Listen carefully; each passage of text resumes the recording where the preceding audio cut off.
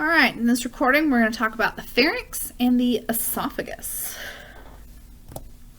Your pharynx, we have mentioned your pharynx a couple of times now. It is lined with good old stratified squamous epithelial tissue. The two portions that we'll focus on here are your oropharynx and your laryngopharynx. Your nasopharynx is not part of your digestive system, but you know that your nasopharynx exists. Okay, that one's just part of your respiratory system exclusively.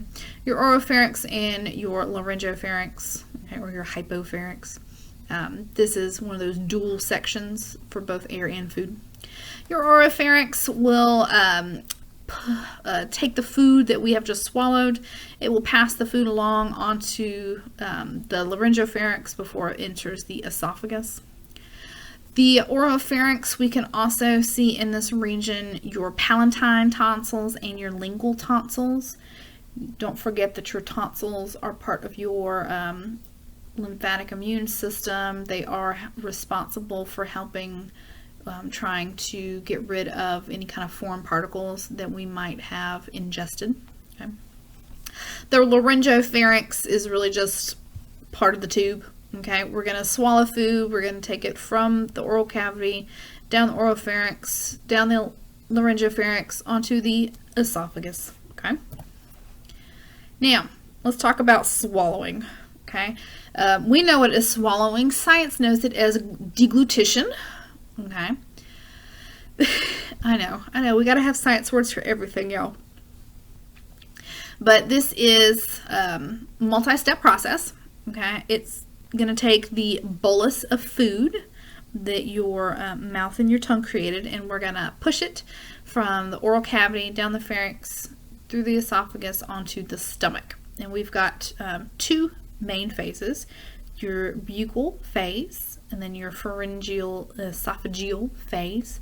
Your buccal phase is voluntary, while your pharyngeal esophageal phase is involuntary. So the buccal phase is something we do on a regular basis and we're super familiar with. It's literally your tongue pushing the bolus towards the back of your throat, so towards your oropharynx. This is the beginning of swallowing. Okay, we know this is voluntary because you get to decide when you have chewed your food enough and when you are ready to swallow it. Once the bolus moves into the oropharynx, so the very, very, very back of your throat, we immediately switch over to involuntary control. And once you start swallowing, you can't really stop in the middle, like it's going to go down to your stomach. This part would be your pharyngeal esophageal phase. As the bolus moves through the pharynx into the esophagus on its way to the stomach. Again, this is involuntary. You cannot swallow a bolus and midway down your esophagus be like, just kidding, and like make that come back up. It just doesn't happen. While we are doing the swallowing, your epiglottis is going to block the entrance to the trachea. We don't want food to go down your trachea. We know that. You also know that breathing temporarily halts while the epiglottis covers the trachea, which is kind of why it's such a big deal if you start choking on food. It's because you can't breathe. Okay, if you're in the middle of swallowing and you're not breathing, if you kind of get stuck halfway through swallowing, you're still not breathing, and that's bad. It takes a whole 4 to 8 seconds to move solid boluses from your mouth to your stomach. It takes liquids a whopping 1 to 2 seconds. So in no time, our food goes from the oral cavity down into the stomach. And this is what it looks like. Here is the bolus that we keep speaking of. Okay, the tongue pushing the bolus towards the back of your throat. Remember, that is voluntary. Okay, but once it hits the oropharynx here, the pharyngeal phase, down into the esophageal phase, all of this is involuntary. You can see that the epiglottis is covering the entrance to the trachea. We don't want the food to go down the air tube. Okay, once the food makes its way past the dividing region of where it could go to your trachea or could go to your esophagus, once we go past that down your esophagus, your epiglottis gets out the way and we can go back to breathing.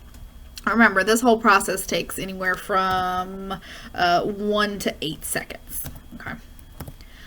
Now, the esophagus itself is really just a big tube. It's a muscular tube, about 10 inches or 25 centimeters, so almost a foot long. It is found posterior to the trachea. Okay. We find non-keratinized, stratified, squamous epithelial tissue here. We can see our multiple layers. The esophagus does pass through the diaphragm at a specific location known as your esophageal hiatus. We are going to transport that bolus that we just swallowed as it goes from your pharynx. We're going to transport it into the stomach. The esophagus is really just a connecting tube. There is no digestive function here. There is no absorption function here. It's literally just transport. We do have two sphincters though. We have an upper esophageal sphincter, which allows the bolus to come into the esophagus, and then your gastroesophageal sphincter, also known as your lower esophageal sphincter, better known as your cardiac sphincter, allows the bolus to go from the esophagus into the stomach, and it also helps prevent things from the stomach going back up into the esophagus. Okay, so this gastroesophageal, there's like 8 names for it. These are all the same name, whatever name you prefer. Okay, I don't know why there's not 8 names for the upper esophageal sphincter, but there's not. You can see that the esophagus, remember we just mentioned, was stratified, non-keratinized squamous epithelial tissue, but as soon as we hit the stomach, we are changing it up. Remember we mentioned the stomach down to the anus was simple columnar epithelial tissue.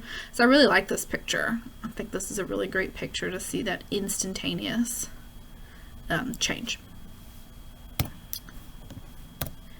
Alright, we've got our long connecting tube. Boop, doop, doop. Again, we can see that immediate change from the stratified squamous of the esophagus, immediate change to the simple columnar. Okay. I just like all these histology pictures. I think they're pretty cool. Okay.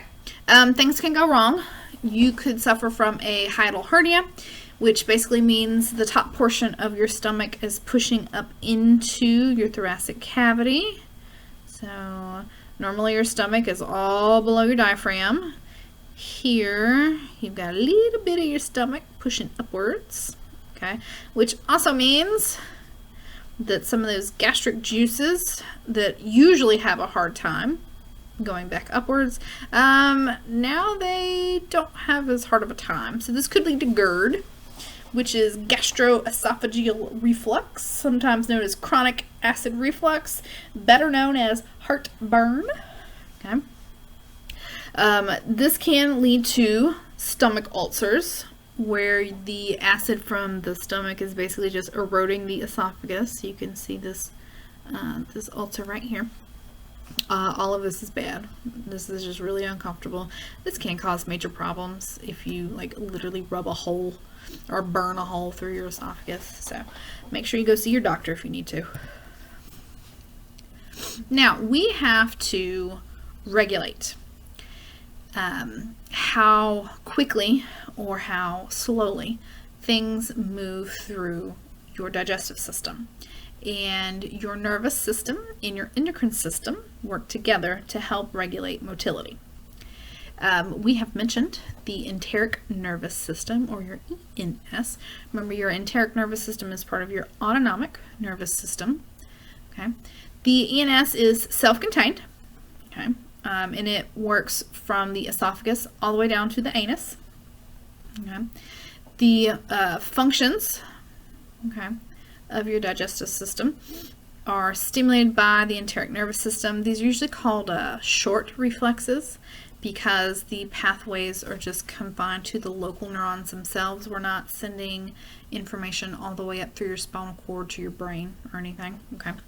The functions stimulated by the autonomic nervous system along the enteric nervous system, we can call this part, okay, long reflexes, because anything else that we're trying to stimulate would have to involve the central nervous system as well. So if we're just trying to do something with your digestive system, we're just using your enteric nervous system, those signals stay local to your digestive system neurons.